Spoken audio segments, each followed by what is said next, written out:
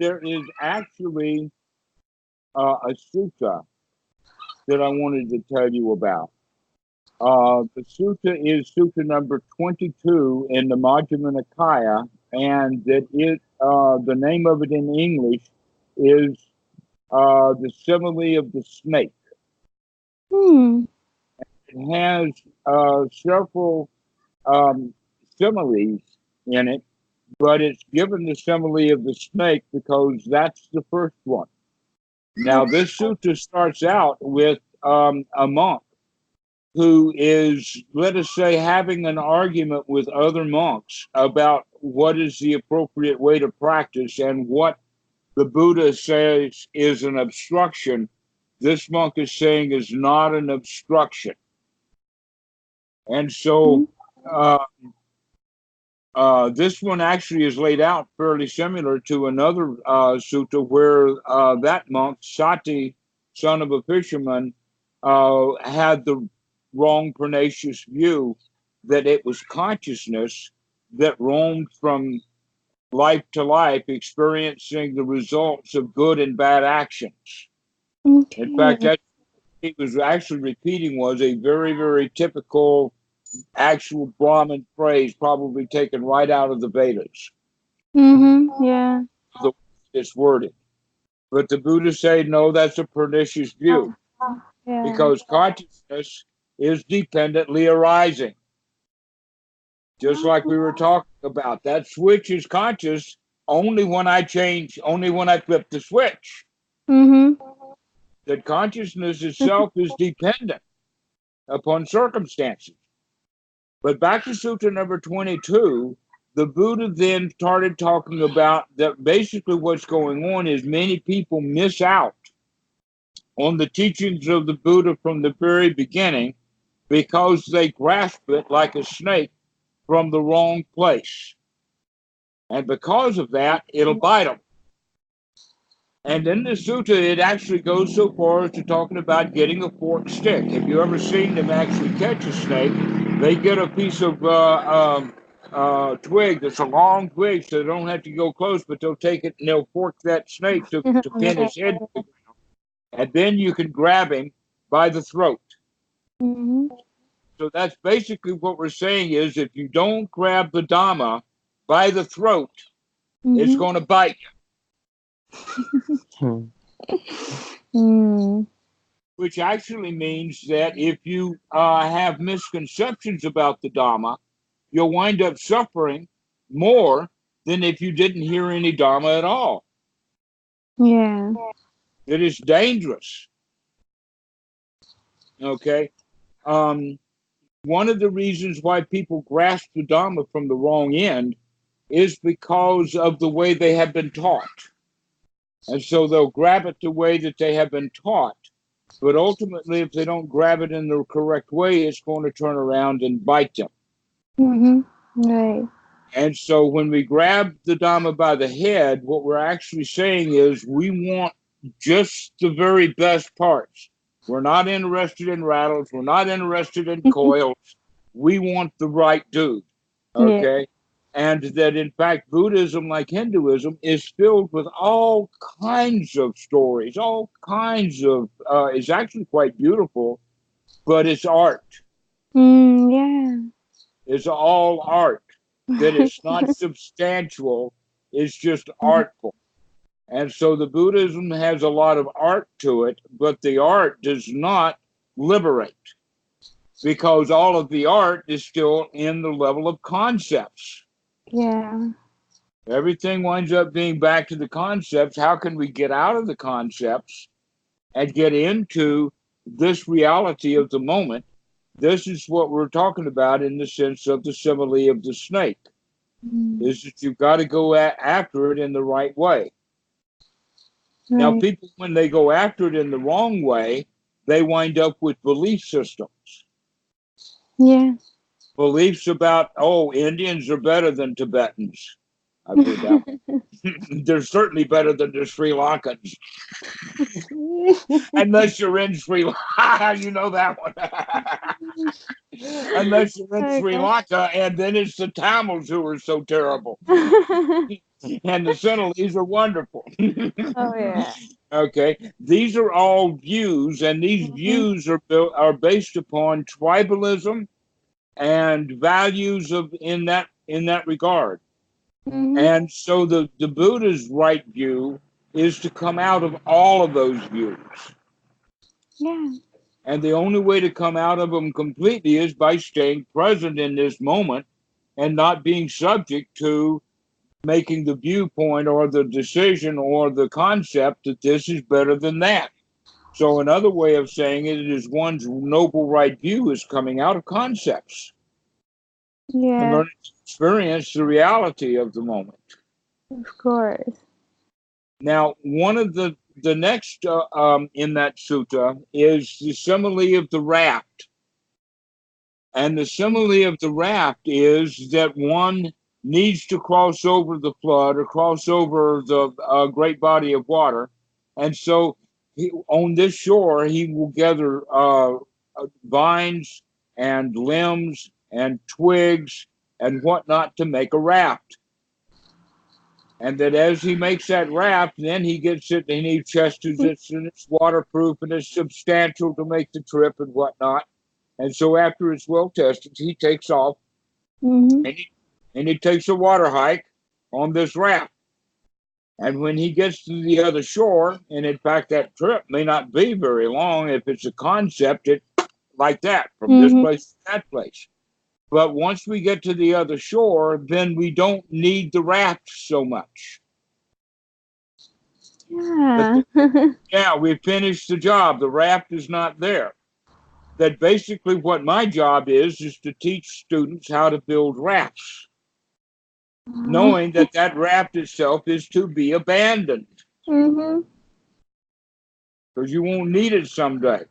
Now, we can mistake that to be the whole Dhamma, but I don't think that we forget the Dhamma. What we forget or what we let go of is the clinging to the Dhamma, that we don't make the Dhamma into a shrine or we don't make the Dhamma into a religion. If we are so enamored by the wonder of the Dhamma and the reality of the moment, and we get really, really great and high and all of that, everybody will see what we're doing and see what we're doing as a concept.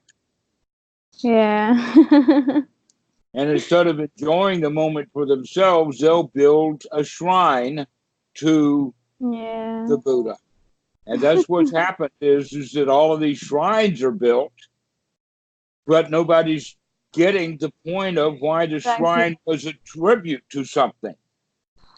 So Exactly. even the shrine itself becomes a concept. Mhm. Wow. So the simile of the raft then is to show that we should not be clinging to the teaching of the Buddha because what the Buddha's teaching is just reality. It's just that's it. Mhm. There's nothing that much to it. And that people want it to be much bigger than it is. In other words, the magnificence of it being the way that it is isn't good enough. They keep wanting more and more and more because of the habit of the mind of not Mm. ever being satisfied.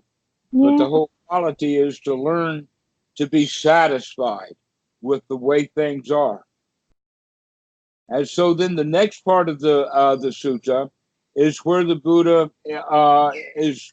He talks about what he looks like, basically to the outside world, to that area of India. What did he look like?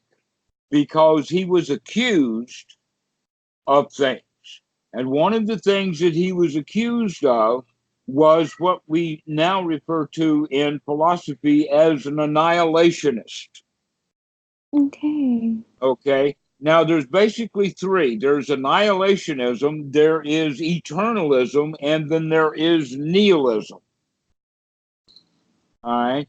The Buddha's method is not quite anywhere in that. In fact, if you wanted to put him in there, we'd have to build a new category that we'd call temporariness. Yeah. But this annihilationism is actually the way that most people look at it, especially from what we would call an atheistic or a non-religious point of view. And that is that the existing self is annihilated at the breakup of the body.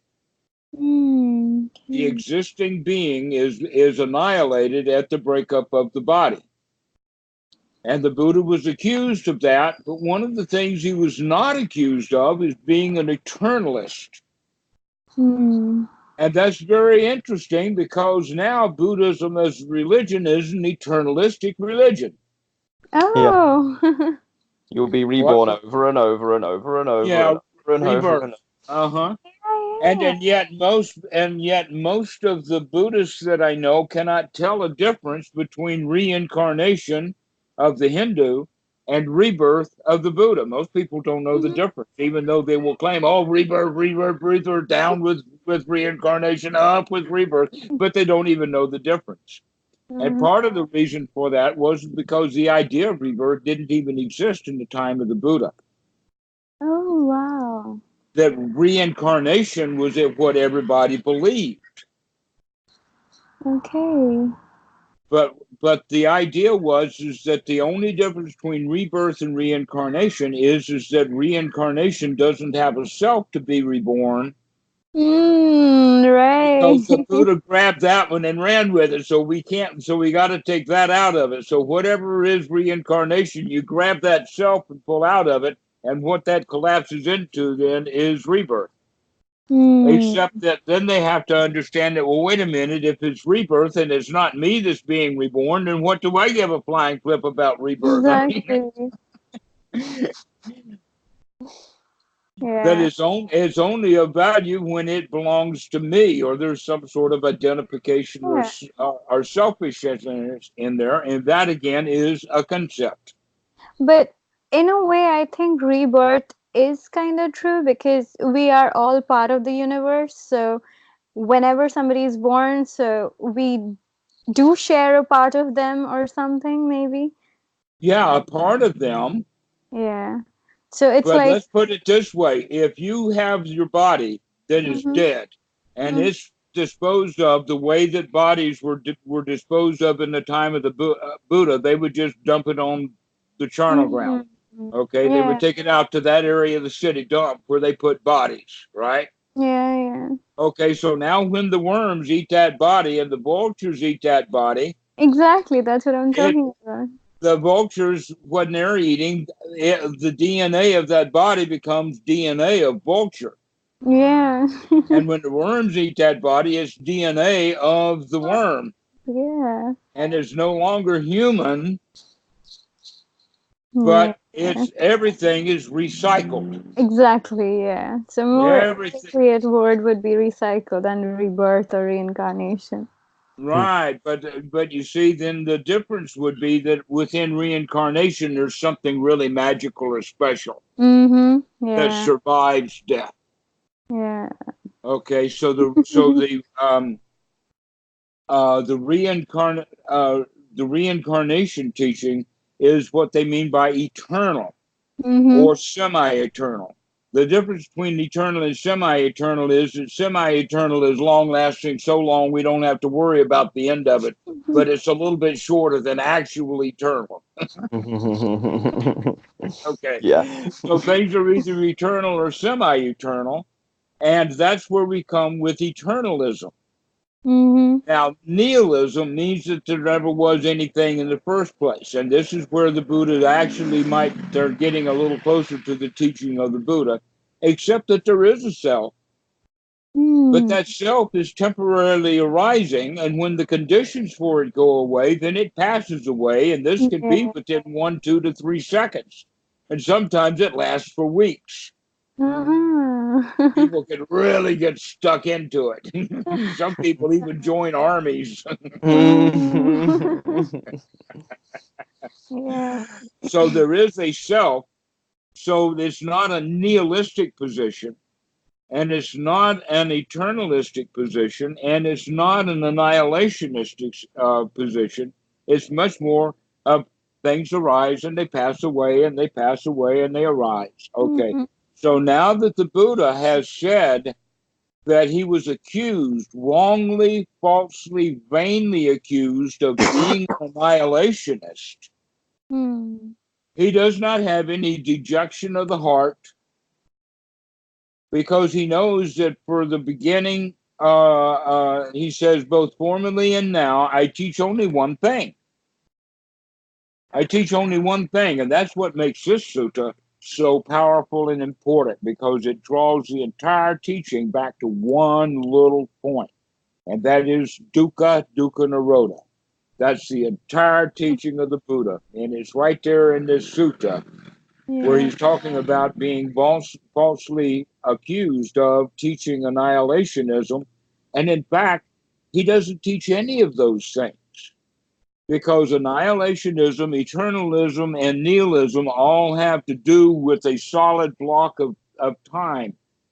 In other words, eternalism defines what nihilism and annihilationism are.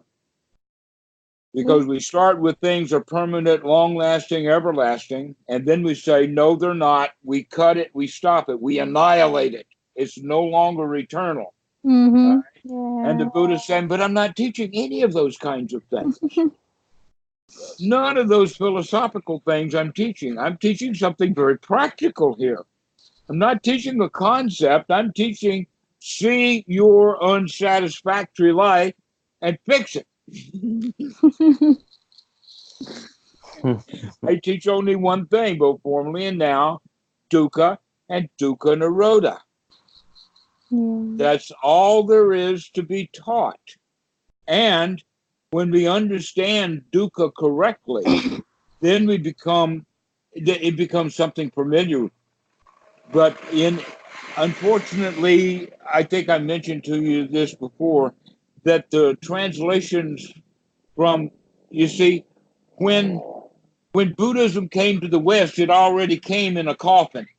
It had been dead for so long, and the coffin that it came in was a set of old musty books that nobody understood.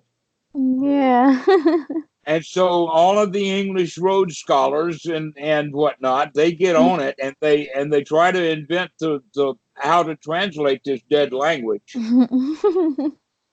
And what they come up with is an entire vocabulary that they got out of the Christian church. And including this big one. I would say the biggest, longest translation is this one, and that is dukkha is translated into the word suffering. Well, now we know about Christianity and suffering. I mean, the Catholics, they keep nailing him onto the cross. I mean, the Protestants, they wanted to float off in the air, but the Catholics, they'll grab him by the heel and put him below that and nail him back up. Suffer, dude, suffer. Well, most people, they don't see Buddhism when they hear about it and they hear about dukkha. They think that, oh, well, I'm not suffering. Well, sure, of course, you're not suffering. We're not talking about that level of suffering. We're not talking about a skier who goes downhill and crashes into a tree that has oil barrels, and the oil barrels catch on fire, and so now he's got a whole bunch of broken bones, and he's third-degree burns. And he's got an itch that because of the cast, he's got itches he can't scratch.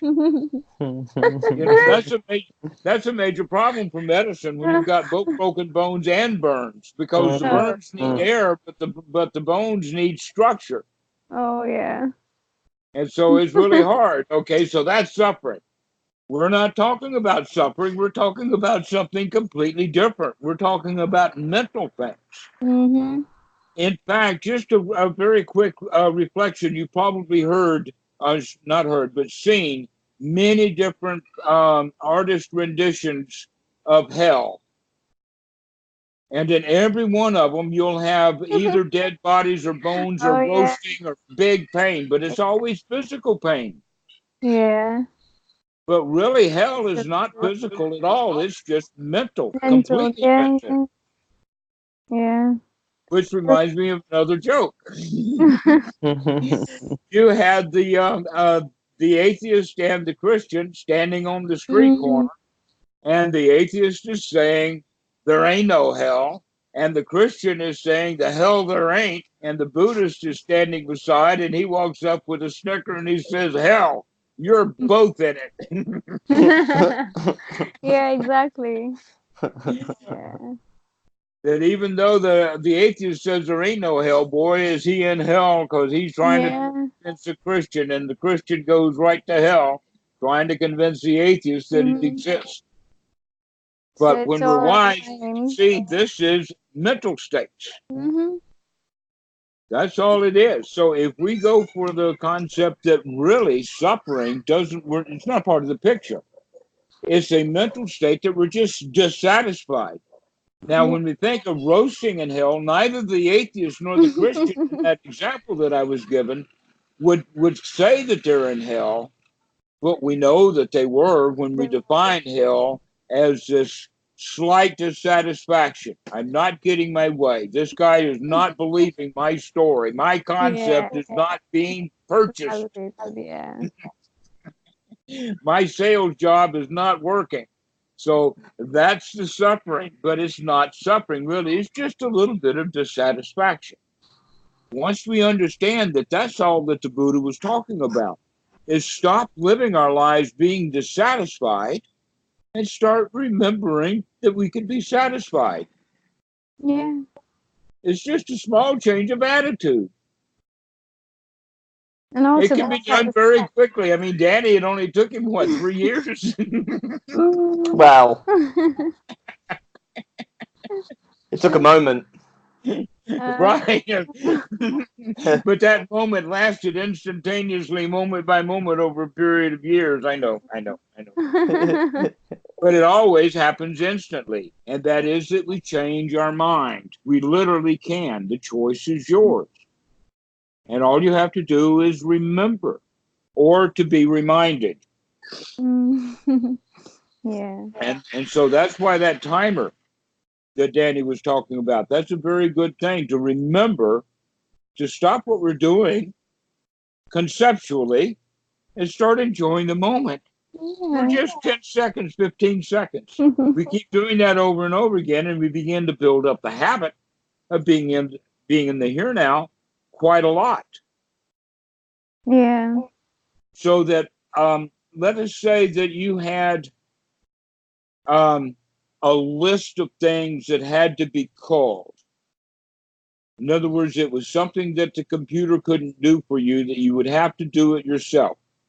And it would be based upon whether, for instance, you're looking through movies to find foreign films because you're going to delete them because you know that nobody's going to look. All right. So we've got a task to do, and we're looking through and we're looking through and we're looking through. While we're doing that, we can still, from time to time, come back into the present moment and realize this is what I'm doing. And I can do this. So we don't have to get lost in the job itself. That we can always keep coming back and coming back to this present moment over and over again so that we can enjoy the work and it's not drudgery anymore. Yeah, that is what mindfulness speaks about, but not in such a fun way. They just put it like in such a prescription sort of a fashion. So yeah. Conceptualized, right? Yeah. So we have to take it out of the concept into a practical thing. Yeah. That is, in fact, exactly what happens with music lessons. The students have to get out of the concept of music into actually beating on something, or blowing on something, or plucking on something, or hammering on something. I see it all the time when students are working from notation. There is a moment when they transition from working on an exercise to playing music. Yeah. And they can see it. Basically, what I have learned with that, through some, let us say, some professors of music, is basically that the student they'll learn a note and play it, and learn a note and play it, and learn a note and play it, so that they actually have these gaps between every note. And that when they stop putting it together and start having it together, so that one thought will give a phrase, now they're getting closer to music. Yeah. And so we have to stop playing one note at a time and start playing it. And in fact, the longer section of it is that is one piece, then the more fluid we're going to be with it, all to the point of, let's say, at the other end of the scale, my favorite is Tchaikovsky's Violin Concerto. Ooh, Why? okay. Because I have seen on the internet some dudes struggle in performance with that while others dance their way through it. Mm. Mm. They get up there and just they just love it, and it's just doing one thing, and that is playing that entire concerto Uh-huh. Yeah. because they're playing it. They've got it down. They've played it often enough, deep enough, well enough, so that it becomes natural for them. But there's also another reason for that particular piece of music because the world is full of hard music. Daddy knows. The world is full of hard music. But this particular piece of music, I had a friend when I was in the Navy, and that he had been at Juilliard, but Mm. he quit because there was no guarantee for the draft. And so he joined the Navy. He got into the Naval School of Music, and that's where I was his friend because they like violins. In the Army, you're always marching, but in dance band in the Navy, they don't do so much marching. They do a lot of dance band. They love big swing music. Okay. And so it was great for him to be a violinist, but what he was interested in was the concertos. And so here we go bopping down the hall together, and he's got his violin, and he's doing Tchaikovsky's violin concerto while he's hiking, while he's in the Army, or Mm. in the Navy, brother. And so this is what we mean by it becoming natural, or they use the word second nature Mm. because we keep doing something over and over and over and over and over again until it gets completely fluid. Yeah. Your musical instrument of choice is joy. And so Yeah. all you have to do is keep playing it, keep practicing it, playing it over and over and over and over again, and you will soon become a maestro. Yeah. Mm. And in that regard, the teaching of the Buddha is actually so simple. Mm-hmm. It is really so simple. We just have to keep practicing and practicing and practicing.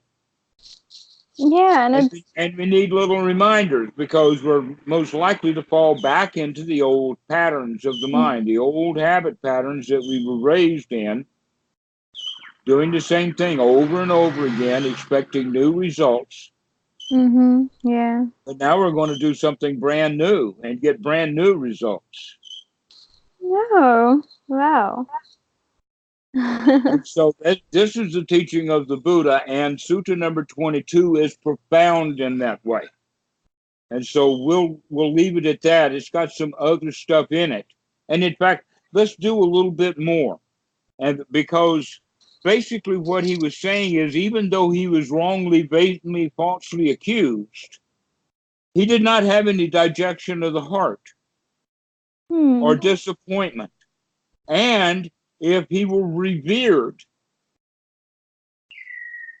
then Mhm. even though he's revered and people love him and they want to come do puja in front of him and do all that kind of stuff, still he has no elation of the heart on that regard Yeah. because his elation of the heart is more internal, Yeah. It's not conditional.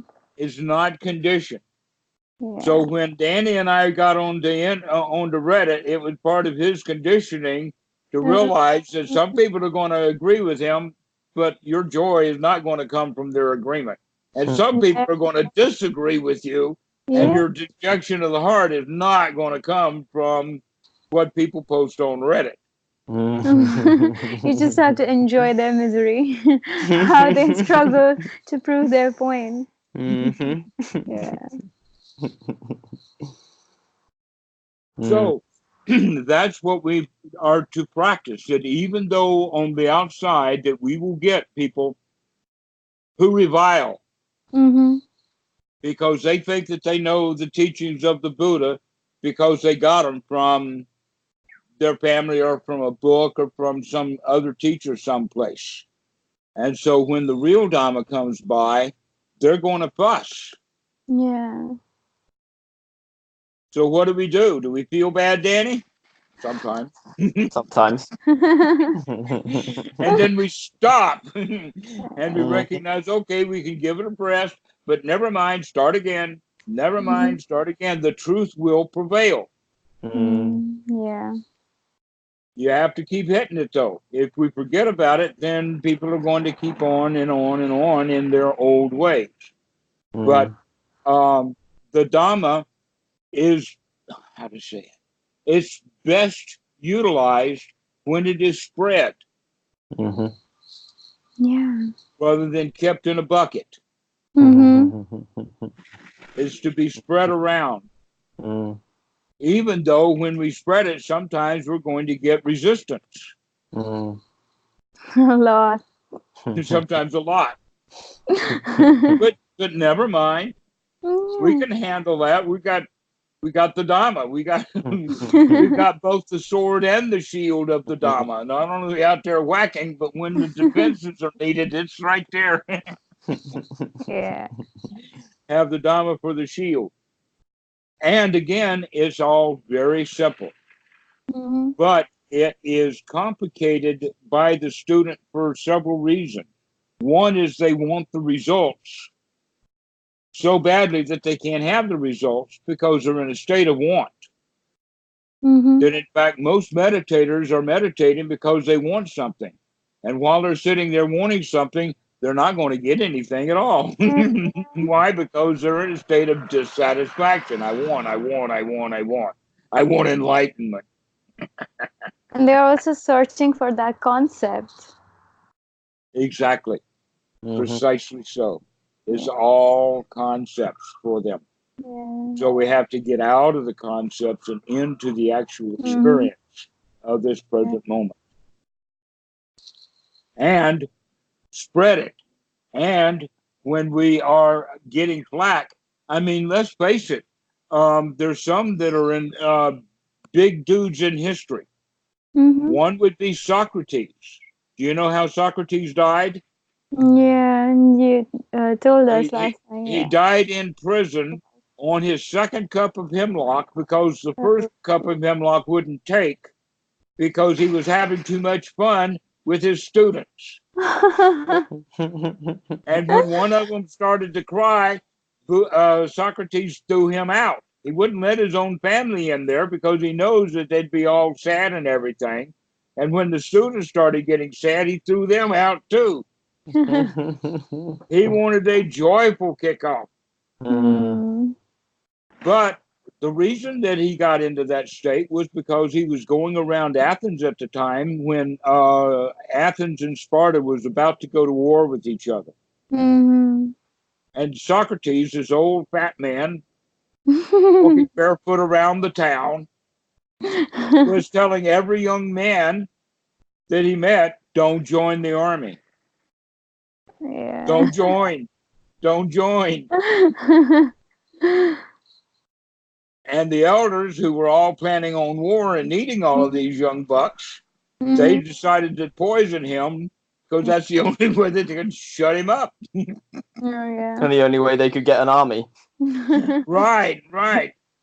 Well, guess what? That is the same thing happened to Jesus. Mhm.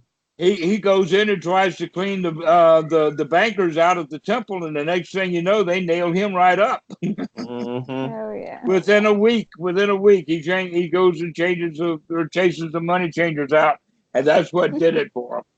Mm. He was for sure a rebel by then. I mean, he could preach and be a humble dude and all of that, and teach Dhamma, whatever. But when he raided the temple, that Mhm. was an action, and Mhm. it had a big reaction to it. Mm. Okay. So we have to be careful in the way that we spread the Dhamma because we can get nailed, we can get poisoned, we can get all kinds of things. Yeah. That they actually brought Bhikkhu Buddhadasa up on charges in the 1930s. And back then, when the Sangha had real power, but he was exonerated because there were enough noble monks in that Sangha Dasesa to exonerate him. So basically, what they charged, the charge changed from him And by the way, the term is Sangha Dasasa, which means a breakup or a split up of the Dhamma, that he's teaching something that is not the teaching of the Buddha. Oh. Right? Haven't we seen that on Reddit? Bhikkhu Buddhadasa has actually been banned on Reddit because they think that he's teaching something that's not Dhamma. But in Thailand, it was a much bigger deal rather than just mods banning articles. It was big deal. But there were enough nobles in that they convinced the others so that the charges were dropped, but they were actually changed from teaching a wrong Dhamma, which was a breakup of the Sangha, into he's teaching the right things to the wrong people. Yeah. Teaching the right things to the wrong people. Because Bhikkhu Buddhadasa decided it was time to let the cat out of the bag. It's time for humanity to stop having this very marvelous teaching of the Buddha secreted away and kept tightly within the Sangha. Time to let it out. Exactly. So here we have the internet. This is what, and so this is what's going on. Now, here's something that's really remarkable. I think I told you about this, is that during that time in the 1930s, because it was such a big deal in Bangkok, he caught the attention of the highest status monks, including the Sangha. And in fact, the one who was on that council became the Sangha, and then he became Bhikkhu Buddhadasa's teacher formally. Wow. And so that that gives us now the lineage that points back to something that I didn't know before, because I thought that at one time I had thought that Bhikkhu Buddhadasa alone had figured out the correct Dhamma, that it had been lost to everybody. Boy, was I wrong. Oh no. The Dhamma is really alive and well in the Sangha. It's just kept tight. I feel really, really lucky that he actually allowed it to be known for Westerners. And there's quite a number. It's almost like every Westerner who ever went to Bhikkhu Buddhadasa is now a world famous meditation teacher. Christopher Titmus and Robert Bucknell and Daniel K. Swearer and all of those early dudes, Santikaro, all of them are out spreading the Dhamma, this noble Dhamma that came through this lineage, but it's coming to the West. But boy, is it meeting huge resistance. Of course. Because the Buddhist religion already got here first. The Christianized version of it. The complicated one. The one that's overly complicated with concepts. Of course. And so all we have to do is come out of this conceptualization, which in fact you could think of that conceptualization that we're talking about in the Pali, we would refer to that as just a restless mind. It's just restlessness. It's just turmoil. It's just having thoughts because that's what brains do. Yeah. Instead of enjoying. And so coming out of the conceptual world into the world of experience based upon the senses, especially the body, because the body has been asleep. That we stop paying attention to the body when we're young children because the body is, let us say, overwhelming sometimes with stimulus. Yeah. And so the child is taught to ignore the body. It's almost like because it becomes second nature, we forget all about it and just let it be completely automatic, part of the reptilian brain, instead of really paying attention to what we're doing. Yeah. And so this is why the waking up process that the Buddha is referring to, what we call the satipatthana, is to start to become very much aware of what the body is doing. Including what are your hands doing? Start to pay attention, to become aware of the touch of the cloth on the skin, to figure out all over the body, let it become tingling alive, especially when we start getting some oxygen and start breathing well. And then the whole body becomes woken up and we can experience it in the here and now. and we become vibrantly alive so that we can live in that universe that we thought we wanted the key to. Instead of here we are. Yeah. And so that's what I wanted to tell you today was about Sutta number 22, about the simile of the snake. You got to take the Yeah. Dhamma correctly, and that we don't cling to it. We Yeah. just use it as a vehicle. Mm-hmm. In fact, when I was with Eric earlier today, we got the concept that the Eightfold Noble Path becomes the Eightfold Noble Pad, No. like a lily pad. Like once you Oh, ride on the lily okay. pad, there's no place Yeah. to go. Yeah. We've Yeah. arrived. No more pathing. Exactly. Hmm. Mm. So, do you have any questions about what we've talked about today? Mm. Well, not really, but I had one question which I was discussing with Danny the other day. Like, um, when you're really satisfied with being here and now, I was asking him that how do I actually proceed in life? If I'm supposed to be satisfied right now, then I would not probably take any initiative in, building my future or something. And then I figured out maybe it's not how I think it is. It's just that probably you'll have to enjoy whatever initiative you're taking and be satisfied with that. Yes, exactly. So, for instance, I would never tell a student in university to quit being a student, Yeah. but I will tell them instead to enjoy the heck out of being a student. Yeah. Enjoy the learning. Yeah. Enjoy doing what you're doing.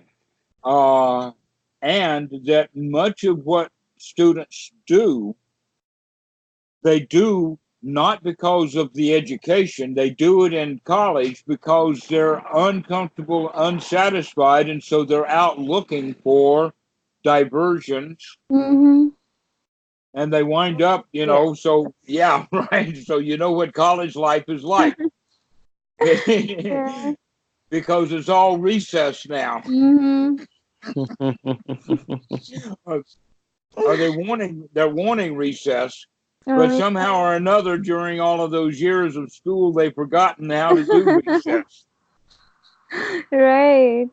So, So that's the point: is that if you're completely satisfied with your studies, then your studies will go well. yeah. It's when you become dissatisfied with your studies that you'll go looking for satisfaction someplace else and nix the Exactly. studies, and that's how normally it's done. But if you're completely satisfied with your studies, and in fact, like that, being satisfied with studying psychology is something that can be done. I mean, Mm, it's really, really interesting, very curious. The yeah, it human is. mind is really an interesting toy to play with. Yeah, I'm really blessed. I love my subject. So, yeah, I'm enjoying it a lot. Excellent, excellent. Well, you keep enjoying it. From Yeah. what Danny tells me, Mom's expecting some good grades, some high scores. Oh, yeah. And the only way that I know how to get them is by enjoying your work. Yeah. Yeah. Yes. So, and the best part is I get to discuss all of this with him. So we can really connect the psychology and the Dharma together. So I get like a holistic perspective. That's really great. But it is, I mean, it's all the same thing. He's had Yeah. quite a lot of experience with Alexander technique, but Yeah. Alexander is, in fact, psychology, Mm-hmm. uh, let us say, on steroids in a way. But Yeah. all of it is because we're all human and we're all dissatisfied. And Mm-hmm. we all want to get fixed, and we all don't know how to do that. Yeah. Often there's a saying, like people who study psychology are often trying to fix themselves rather than Not others. often. That's the only reason to study psychology. Oh, yeah. Oh, And God. if you study long enough and fail at it long enough, you'll get a degree and become a psychologist. And so you can help other people use Exactly. psychology to not solve their problems. Yeah. The first So line of true. text we studied on the Alexander Technique course is, "What can I do to be saved?" Oh. And the head of training asked us, "What's peculiar about that sentence?" And I got it. I said it goes from active to passive. What can I do to be saved? Uh-huh. Right. It also has that quality of saved without looking at what we're talking about. Yeah. And so it automatically gets flavored Christian because that's one of their words Mm-hmm. of Right. saved. Okay. The Buddha has no concept of saved And because when you're we're not trying to get you out of anything. We're trying to show you how to enjoy being in it. yeah, exactly. When you're saying that you want to be saved, it already shows that you're already in hell. Mm-hmm. Yeah. Mm-hmm. You're in hell and you want out and you can't get out. Yeah. So what do I have to do to suck up to the gods that'll get me out of the mess I'm in? So that's what it is. And the answer, of course, as you're finding out, is stop wanting Mm-hmm. help from the outside. Yeah. That gives 3 levels of doubt. And we'll finish this off with this. The first level of doubt is, whose mess is this? Whose fault is it? Who made this mess? In other words, who am I going to solicit to clean up this mess? All right. Imagine that you go into a room that's normally all well structured, but everything is just all over the place. Mm-hmm. It's like a cat or something crawled up on some device and knocked it over, and that started to cascade, and now the whole room is full of stuff, right? And when somebody comes into that room, the first thing that they'll ask is, what happened? Which means, who made this mess? Which means, who can I blame for it? Which means, who can I get to clean up the mess? Because Yeah. I don't want to. Yeah. Now, when that mess is me, Boy, that's a lot of anxiety. right? So that level of doubt we have to get over is, I'm responsible for this mess. Mm-hmm. No one on the outside, no gods, no Christians, no devils, no Jesuses, no moms, no dads, no governments, no big business, no religions, no educational institutions, no psychologists, no psychiatrists, no medical doctors, no Ayurvedic doctors, nobody is going to help you fix this mess. You've got to do it for yourself. That's the first level of doubt. Mm-hmm. The second level of doubt is even a bigger doozy, and that is, can I do it? Am I up to the task? Can I, in fact, clean this mess? Yeah. And then the third level of doubt is, what is the way to do it? Mm-hmm. And when we come to understand that the Eightfold Noble Path, or in this case, the Eightfold Noble Pad, is the solution. That's the third doubt. Now we know that 1, nobody's going to help. 2, I've got to do it all myself. And number 3, I've got just the right tools to do it. Mm-hmm.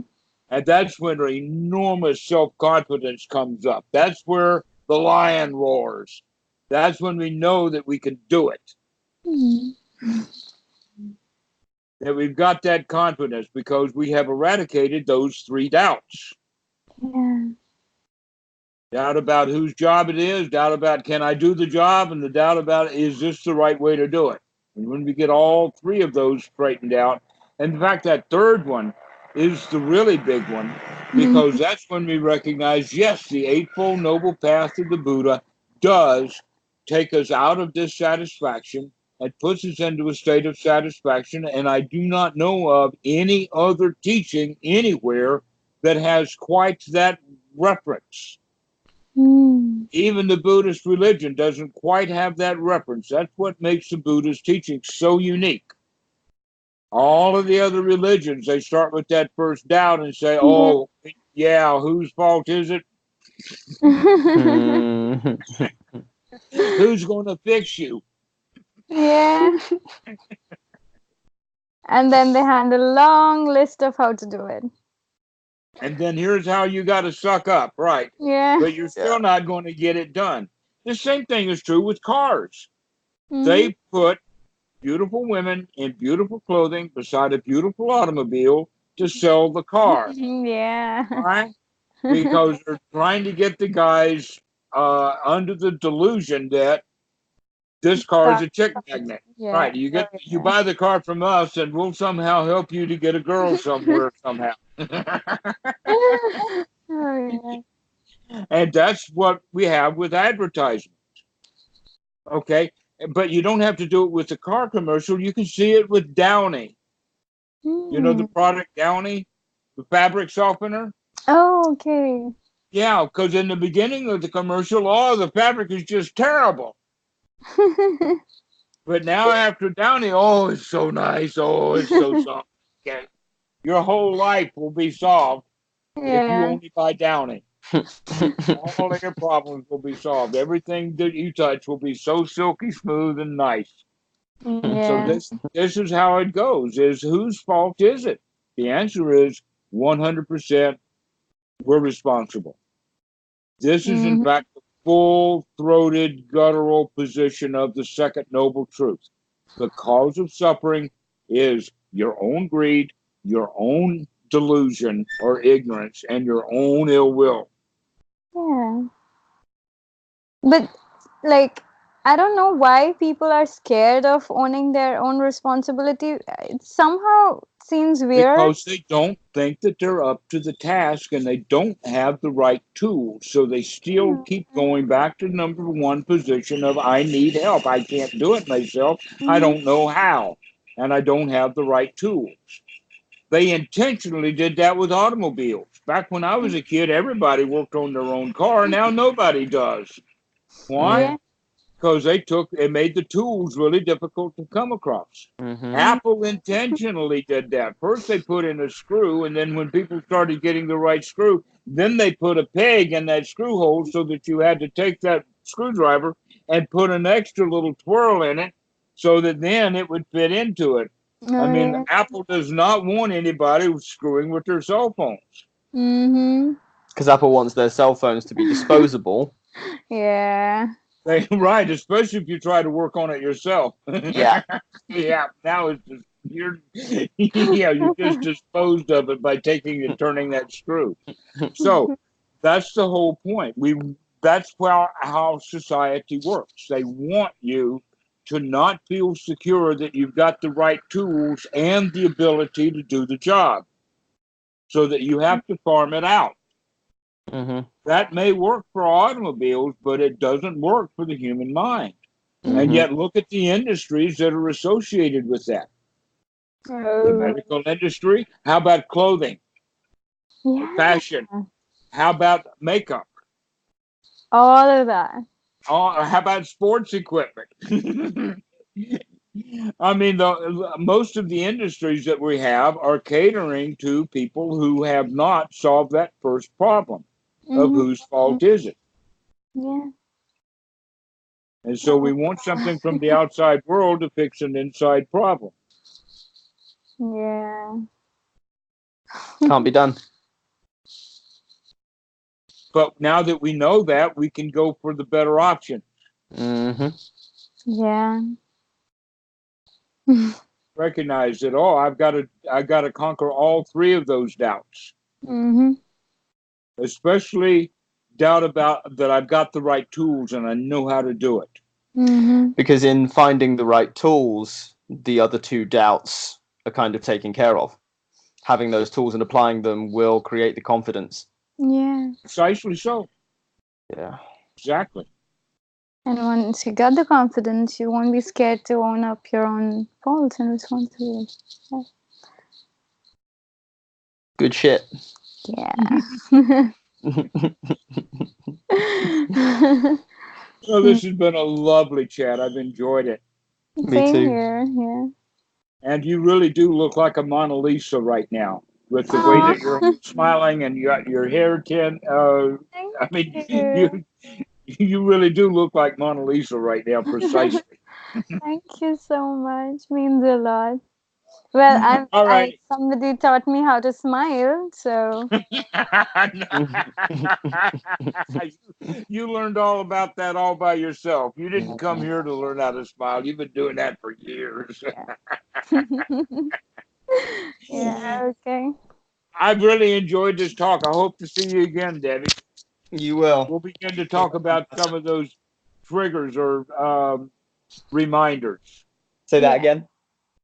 We'll talk next time about some of those triggers or reminders to Yeah. remember so that we can be here now and be here now and be here now because you've got the object. Mhm. You know what you're doing now. Thanks, Yes. Dhammarato. See you. See you soon. Bye-bye.